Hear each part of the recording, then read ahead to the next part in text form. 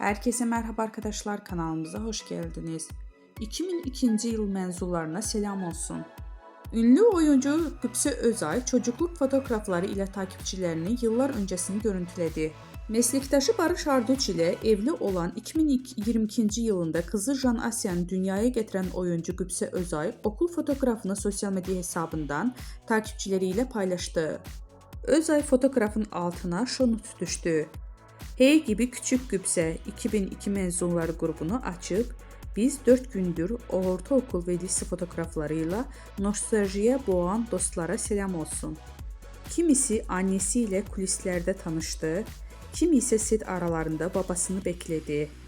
Kimi ise tesadüfen sahneyle ilk tanıştı. İşte dün tanınmayan, bugün ise ünlü olan isimler ve şaşırtan değişimleri.